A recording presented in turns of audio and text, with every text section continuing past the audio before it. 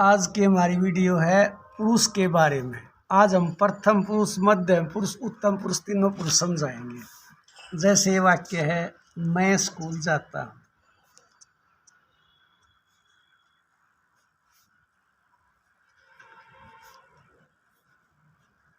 यहाँ पर करता है मैं, और मैं की संस्कृति होती है अहम।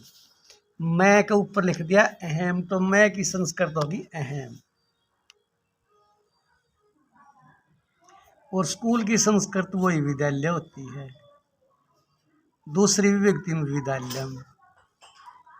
अब इसके साथ क्रिया उत्तम पुरुष की लिखनी है, क्योंकि मैं, हम, दो, हम सब ये उत्तम पुरुष के होते हैं। जैसे पठामी हो गया, इसी प्रकार गम का गच्छामी हो जाएगा। मैं स्कूल जाता हूँ, अहम विद्यालयम गच्छामी। जैसे मैं पाठ पढ़ता हूँ,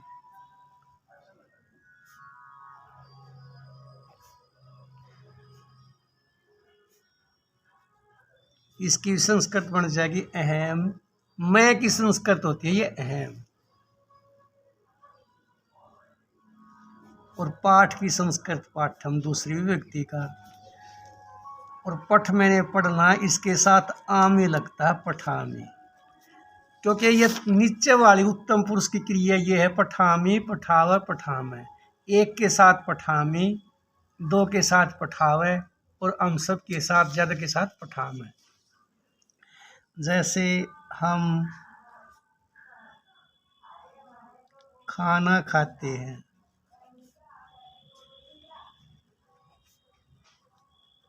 हम की संस्कृत, हम ज्यादा हो गए बहुवचन का, ये हो जाएगा वयम। अहम, आवाम, वयम ये होते हैं। अहम मैंने मैं, आवाम हम दो, और वयम हम सब। तो यहाँ पर संस्कृत हो जाएगी वयम। भोजनम। और खाद मैंने खाना, जैसे इसके आम लग गया पठाम है, इसी प्रकार खादाम है। जैसे भविष्य काल का वाक्य है, मैं कल स्कूल नहीं जाऊंगा।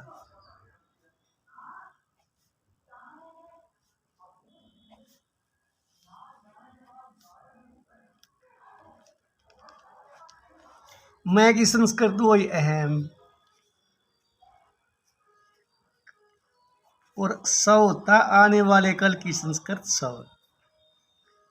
विद्यालय शब्द कर्म है, कर्म में वही दूसरी विभक्ति विद्यालय।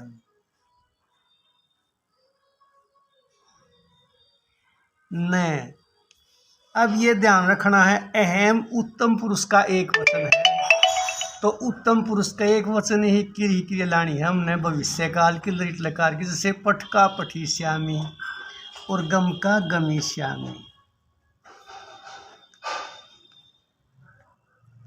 अगर स्त्रीलिंग में प्रयोग करना तो भी यही संस्कृत बनेगी।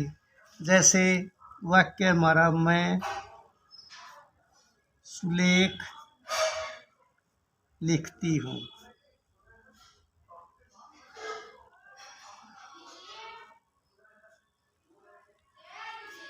मैं की संस्कृत वही अहम, चाहे पुल्लिंग के लिए चाहे स्त्रीलिंग के लिए अहम होगा।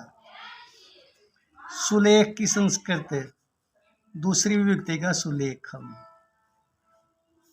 लिखामी। लिख अहम के साथ आमी का प्रयोग होता है। और हम दो के साथ जैसे पठावा होता है, इसी प्रकार जैसे कोई वाक्य लिखते हैं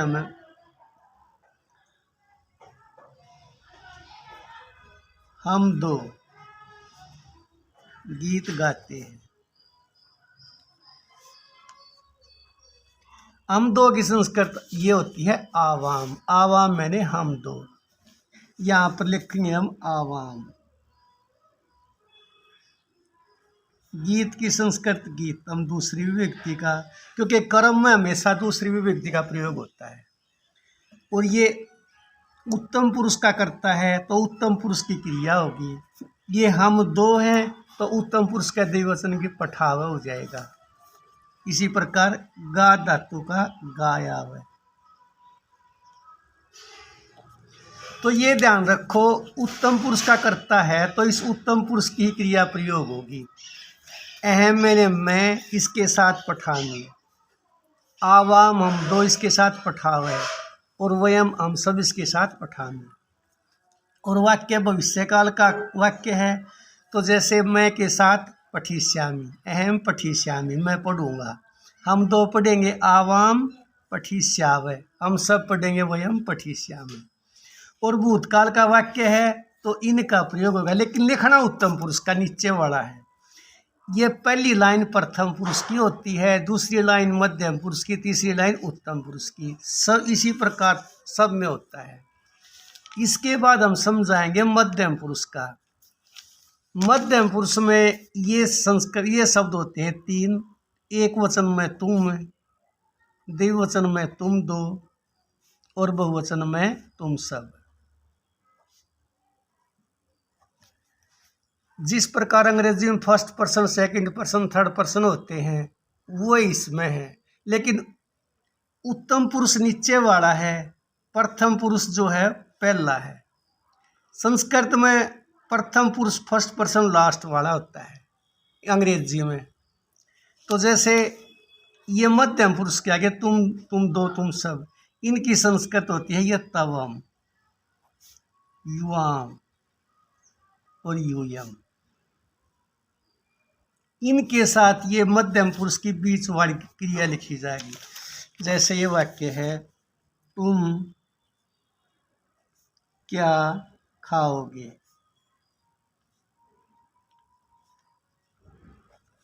तुम की संस्कृत वो है तवम, किम मध्यम पुरुष का एक वचन है, सी लगता है, भविष्य काल का में भी सी लगेगा, खादी शेषी।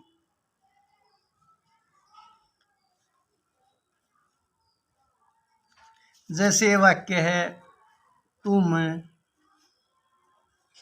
सिनेमा देखोगे,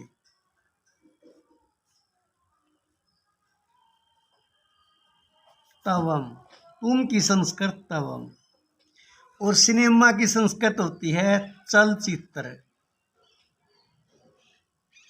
क्योंकि उसके अंदर चित्र चलते हैं, इसलिए चलचित्र सिनेमा की संस्कृत होती है। लेकिन ध्यान रहे इसके अंदर दूसरी विभक्ति का प्रयोग होगा, क्योंकि कर्म में हमेशा दूसरी विभक्ति है, मैं लगता है। देखोगे, दृश्य मैंने देखना होता है, देखना की संस्कृत होती है दृश्य, दै के नीचे री की मात्रा और से। लेकिन जब उसके हमें लटलकार में वर्तमान काल में रूप चलाते हैं तो दृश्य का पश्य हो जाता है। लेकिन ये वाक्य तो भविष्य काल का है, यहाँ पर दृश्य को दृश्य रखना है और सी लगाना है, तुम एक के साथ, ये बन जाएगा दृक्ष्यसी। जैसे मैं शेर को देखता हूँ,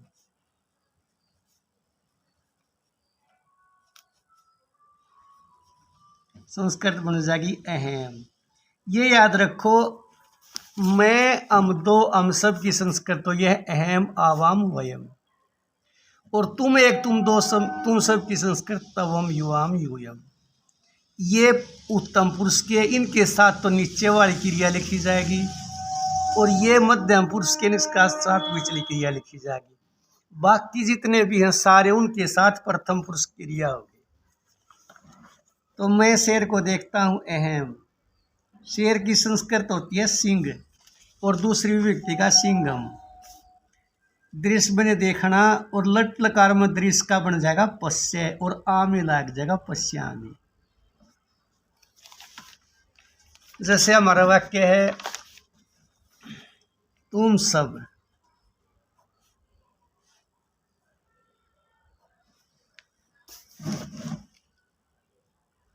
क्या लिखते हो,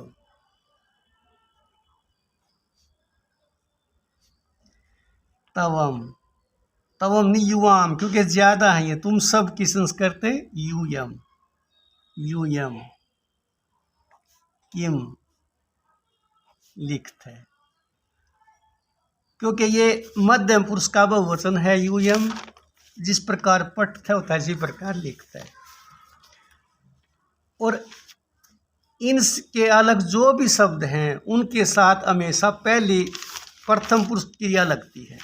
जैसे हमारा वाक्य है राम पत्र लिखता है।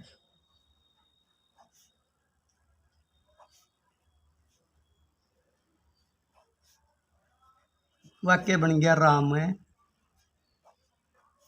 पत्र की संस्कृत पत्रम लिखती। जैसे मैं पत्र लिखता हूं अहम पत्रम लिखामी। तुम पत्र लिखते हो तवम पत्रम लिखसी। जैसे छात्र सुलेख लिखेंगे।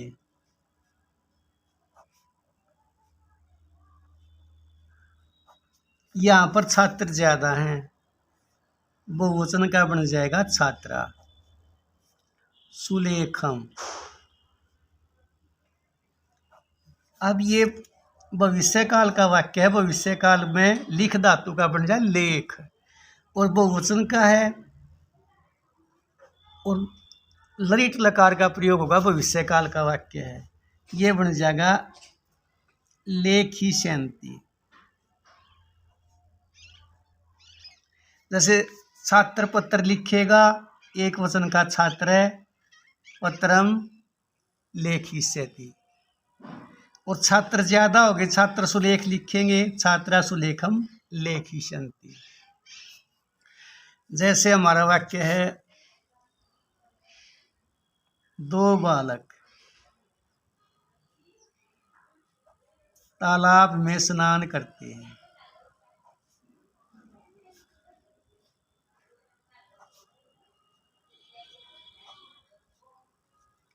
यहाँ पर दो बालक की संस्कृत बालकम, क्योंकि मन पहली वीडियो में बताया था एक बालक की संस्कृत बालक है, दो की बालकऊ और दो से अधिक कितने भी हम बालका।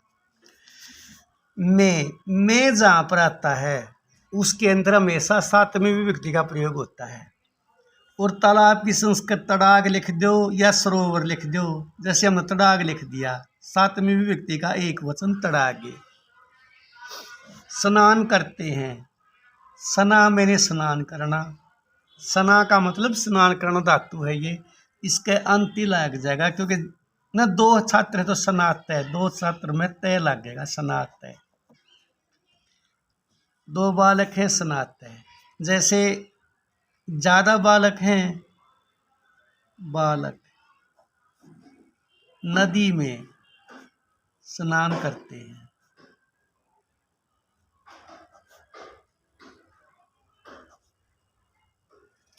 बहुवचन में हो जाएगा बालका।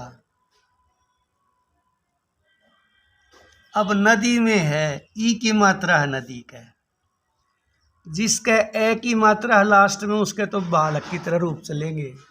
जिसके आ की मात्रा है उसके लता की तरह, बालिका की तरह। लेकिन इसका ई की मात्रा है, ई की मात्रा के अलग से रूप चलते हैं। सातवीं व्यक्ति का एक वचन, एक नदी है तो एक वचन का, ये बन जाएगा नए दया दरे जगरियाम जुड़ जाएगा नद्याम। नद्याम में नदी में स्नान करते हैं स्नानंती। सना का अंति लग गया स्नानंती। और वाक्य समझो जैसे धोबी कपड़े धोता है।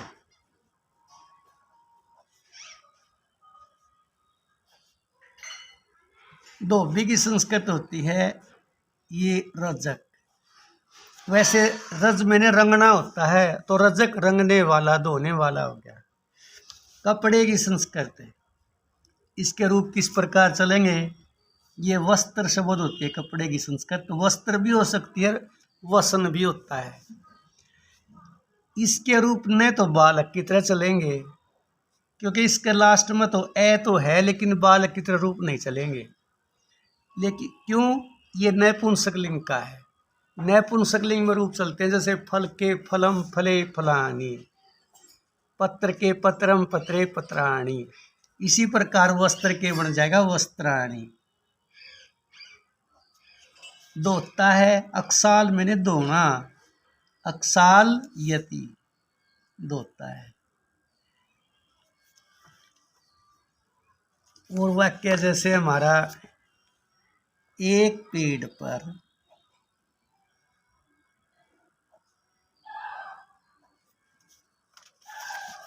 5 पक्षी रहते हैं।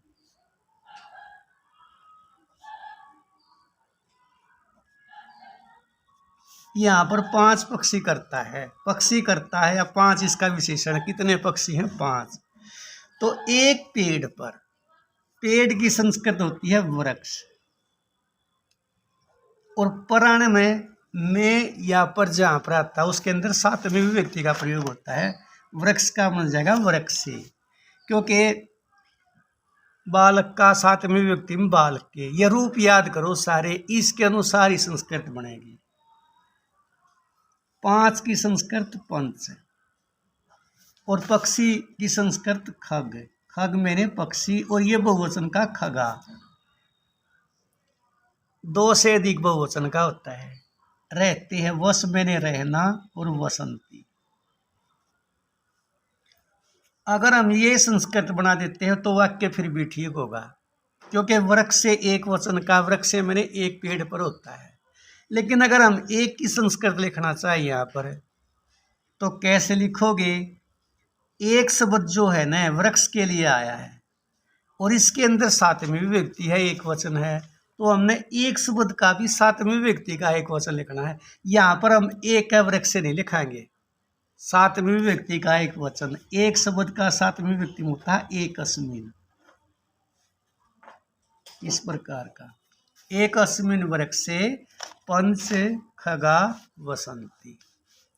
एक वाक्य और समझ लो कोई, जैसे गोपाल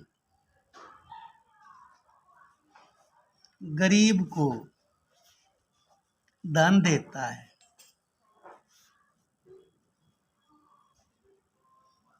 कर्ता हुए गोपाल है, कर्ता में पहली विभक्ति लगानी है। सारा कहीं पर भी हो कर्ता, उसके अंदर हमने पहली विभक्ति लगानी है। और जिसको कुछ दिया जाता है उसके अंदर चौथी विभक्ति का प्रयोग होता है। अब तक तीसरी विभक्ति तक समझाया था हमने। जिसको कुछ दिया जाता है उसके अंदर चौथी विभक्ति। तो गरीब को दिया है, गरीब की संस्कृत होती है निर्धन। अब चौथी विभक्ति कैसे बनाओगे इसकी? जैसे बालक शब्द का बन गया बालक है। बालक शब्द का चौथी विभक्ति में बालकाय होता है, निर्धन का निर्धनाय। गरीब को दिया है इसलिए चौथी विभक्ति निर्धनाय। क्या दिया है? धन, धनम। धन कर्म में दूसरी विभक्ति धनम। और देता है यच मैंने होता है देना। ये आधा च और छ यच। अब गोपाल एक है इसलिए हम बाद में लगा देंगे ती, यच ती। तो ये वाक्य समझ गए होंगे, समझ में आ गए होंगे, इसलिए अब इसके बाद वाक्य हम कल समझाएंगे अगली वीडियो में।